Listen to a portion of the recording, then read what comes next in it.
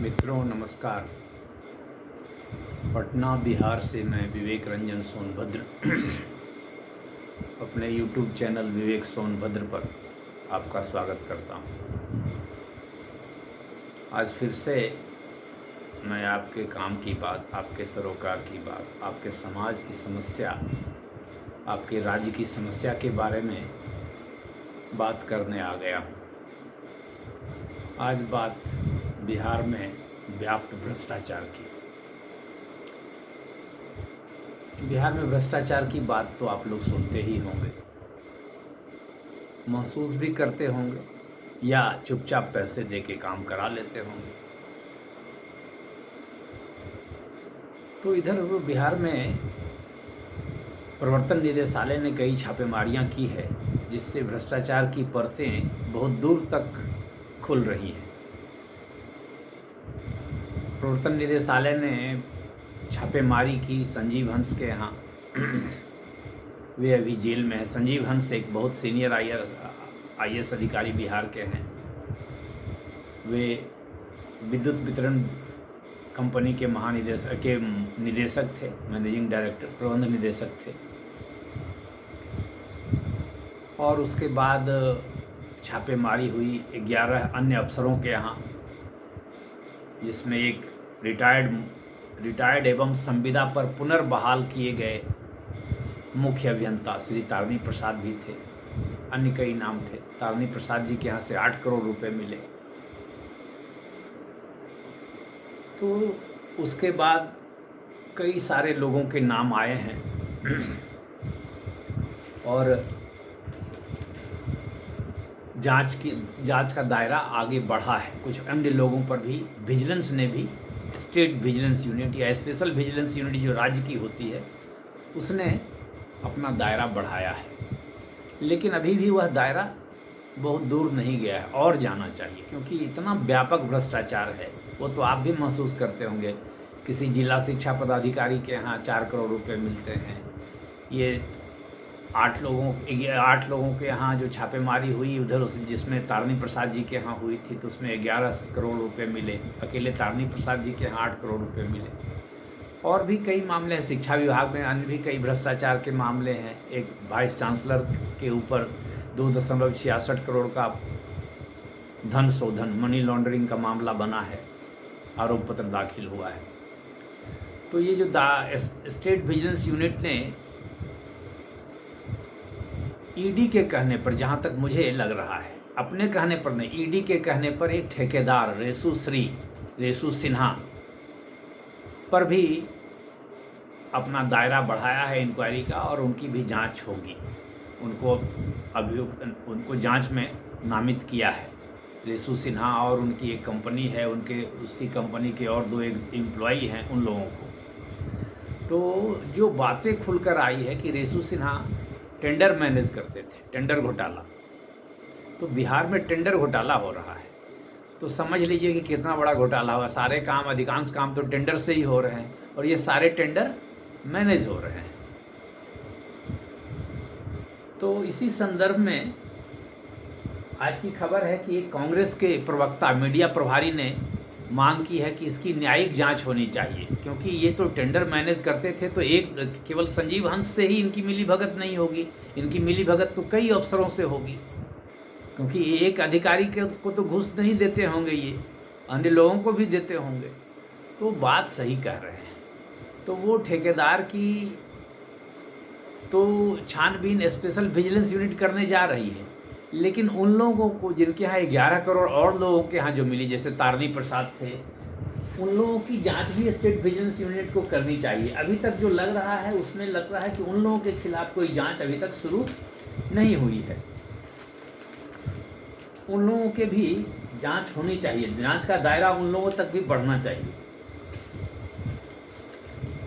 तो इसके लिए अब विजिलेंस यूनिट क्या करेगी? ये जो कांग्रेस के मीडिया प्रभारी हैं, उन्होंने तो कहा है कि उच्च न्यायालय के न्यायाधीश से जांच होनी चाहिए। खैर, उच्च न्यायालय के न्यायाधीश जांच करें ना करें, उतनी जांच की जरूरत तो अभी नहीं है, लेकिन स्पेशल विजिलेंस यूनिट को या लोकल जो निगरानी विभाग है, उसको यह जांच जरूर करनी चाहिए, क्योंकि भ्रष्टाचार, राज्य के स्तर पे भ्रष्टाचार के जो मामले हैं उसमें तो राज्य विजिलेंस यूनिट ही छानबीन करती है। तो अन्य ठेकेदार जो हैं उनकी भी जांच हो और उनकी भी ब्लैक लिस्टिंग हो। जैसे संजीव हंस का जब मामला आया था तो उस समय SP Singla construction company private limited का मामला आया था, तो उसके खिलाफ भी विजिलेंस जांच होनी चाहिए। कहाँ कहाँ उस ठेके कंपनी ने गड़बड़ी की, कहाँ कहाँ टेंडर मैनेज किया, उसको ब्लैकलिस्ट किया गया कि नहीं किया गया, इत्यादि की जांच होनी चाहिए। और जो 8 अफसरों के यहाँ छापे पड़े और 11 करोड़ रुपया जो जब्त किया गया, उनके खिलाफ भी विजिलेंस यूनिट की जांच होनी चाहिए। तभी तो दायरा बढ़ेगा, क्योंकि यहाँ दायरा बहुत बड़ा है, बहुत सारे लोग हैं। ये कल का अखबार है, उसमें दैनिक जागरण में छपा है, मैनेज होता था सरकारी टेंडर। तो पूरा सरकारी टेंडर मैनेज है। आईएएस संजीव हंस व रिशु श्री समेत 6 पर केस। तो 6 पर केस क्या, कमीशन का खेल। ईडी की अनुशंसा पर विशेष निगरानी ने दर्ज किया केस। तो ईडी जितने केसेज में अनुशंसा कर रही है, हो सकता है स्टेट विजिलेंस यूनिट उस पर मामले दर्ज कर रही होगी, अन्य लोगों पर नहीं करेगी। जैसे तारनी दास के साथ जो अन्य लोगों को यहाँ जो छापेमारी की गई थी, उन पर जैसे चीफ इंजीनियर सहित 7 अफसरों के ठिकानों से 11.64 करोड़ रुपए मिले।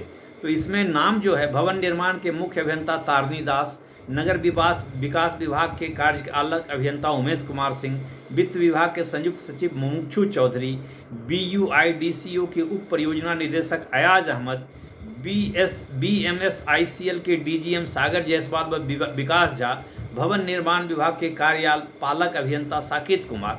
तो इन लोगों पर भी विजिलेंस यूनिट की जांच होनी चाहिए, क्योंकि दायरा बहुत बड़ा है। ये तो जो अंग्रेजी में कहावत है, टिप ऑफ द आइसबर्ग, ये तो सुई की नोक ही अभी पकड़ी गई है। तो यह बहुत बड़ा दायरा है, व्यापक छानबीन की ज़रूरत है, व्यापक इंक्वायरी की ज़रूरत है। सरकार को अगर ज़रूरत पड़े तो इस टेंडर घोटाले को, सरकार को चाहिए कि टेंडर मैनेज करने वाले जितने मामले हुए हैं उसके लिए एक SIT अलग से बना दे। जैसे पेपर लीक के लिए शायद राज्य